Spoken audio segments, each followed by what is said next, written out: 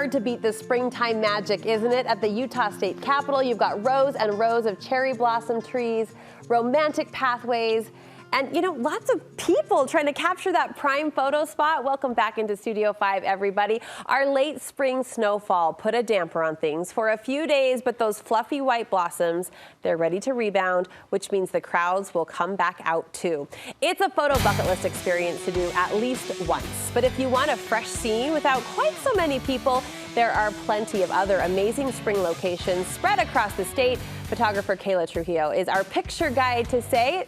It's good to see you. Good to see you. And fair to say, it is hard to beat the magic at the Capitol. It's hard to beat it, but I have been editing people out of every image I've shot there for the last 2 weeks, and I'm tired of it. So let me give you different ideas. Yes. So when a client calls and says the Capitol, I mean, you're not going to say no, but that's a great point. The editing required to get that clean shot would be really hard. It's hard, or just like positioning everyone so that there's people behind them and not necessarily on the outskirts, but it's so beautiful, but it's such a pain. We have a couple of your Capitol photos, which I feel like we should look at, just because it proves the point that it is a beautiful, magical place to shoot. As you mentioned, though, there are some other magical spots to consider. There's awesome spots in spring.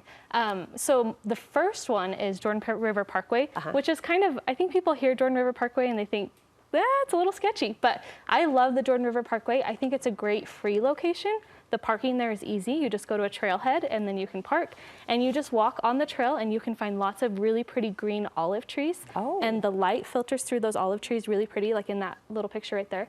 And it just creates a really pretty bokeh in the back, and it's just one of my favorite spring locations. And I feel like it's super underrated because it's free and Jordan River Parkway, and it's forgotten about. You can't beat an olive tree and the shape of those leaves. Pretty. You say one good pro tip here is to focus on the backlight. Yeah, so, and that's the nice thing about these trees is that you can position your subjects to have their back towards the trees and have the sun filtering in through the light, and it's gonna backlight them really pretty, and it's gonna make it really easy to shoot. You're not gonna have to contest with really harsh shadows, and it just makes for really pretty even light. Look at that beautiful family. They're so cute. A more generic location available no matter where you live, you say orchards. Fruit orchards are particularly enchanting this time of year. And fruit orchards are awesome because they typically bloom after the Capitol blossoms. So if you miss the Capitol blossoms, the fruit orchards are a good option.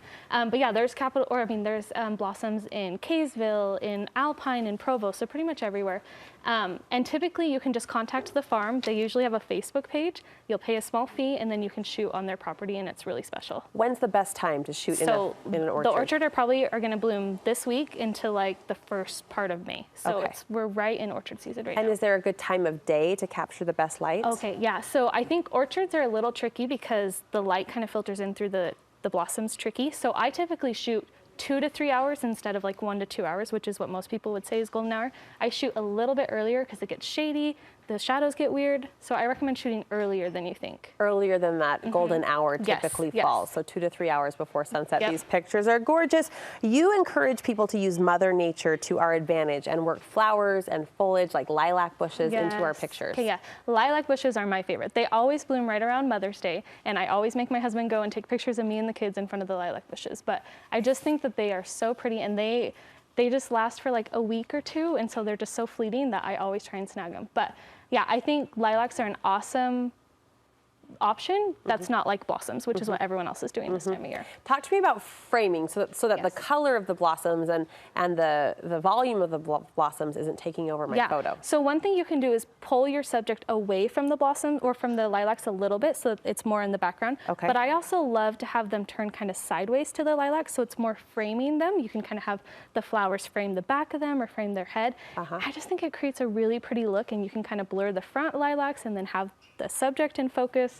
It's really pretty. But look how cute. Adorable. Are you kidding? Adorable. And I've particularly become obsessed with purple. It was my high school color, so it took me a while to fall back in love with it. But it's back. I love it. Like now it's one of my favorite colors. All right. You book a lot of spring sessions at the Saltire. What do you like about this location? Okay, I love the Saltire. I actually love the Saltire all year round. I love it because it's a neutral location, so it doesn't look weird to hang pictures of your family at the Saltire in your house. It's not like fall leaves where it feels like it's out of season. I love that the light is so bright there. So I typically recommend shooting there an hour before sunset, like right on the dot. But I just think it's bright and open, and you don't have to compete with a lot of people. There's always a million people there, but because the space is so big, you're not bothered by everyone.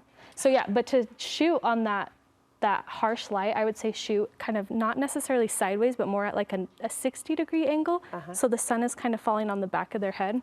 Pretty. It's really pretty. I have to tell you, anytime I see a family photo session at Saltire, I think of heaven. It's so light and bright and open and spacious. I think every family should do that. Yeah, and especially if you're from Utah, it's so Utah, like it's so special to Utah. Yes. Yeah. All right, finally the Bonneville Shoreline Trail made your list. Yes, so that's kind of like the east side trail, and then it kind of continues on the west side. I call it the Harriman Hills, but it's just that trail on the mountains, and I love this. Again, it's a free location, it's wide open, so that's on the Harriman side of the trail. But you just go to the trailheads and you can find these wide open fields, and they're beautiful. They have lots of bright light, and they have really cool rock structures, which are really similar to Antelope Island. And I just think it's really unique and really pretty. I love that you're kind of honoring and pointing us toward the Mother Nature structural pieces, like the rocks, and we're seeing more of the dry bushes here, because that speaks to Utah too. And sometimes we're so anxious for green grass and wide open fields that we might overlook the interest points. Yeah, totally. Yeah, I think the rocks are so unique and so fun. And so with these locations, it's kind of like, again, a wide open shoot area, but I would say use the rocks while the sun is really bright, use the rocks to shadow everyone, and then once the sun peaks behind the mountain, then you can turn your subjects, have them face the light, and get more of the wide open. But yeah, shoot with the rocks. It's super fun. It's all about the light and the scenery, as you've proven today, and there are plenty of spring photo locations that aren't just capital cherry blossom trees, though we love those too. Thank you so much. Hey, you have an ebook course available. Yeah, so if you are a beginner with a DSLR, you want to learn more about photography, I have a little ebook. It's really fun. It can take you through how to set up your camera, what kinds of lenses to use, how to find good light. You can just find that on my website. Go to trulyphotographyut.com/Instagram, and it'll take you right there. I love that you're offering your gift and your talent and your expertise to beginner photographers. So we'll link you over there from our website too, so you can connect with Kayla and book a session if you'd like. Well done. Thank you. Thank you.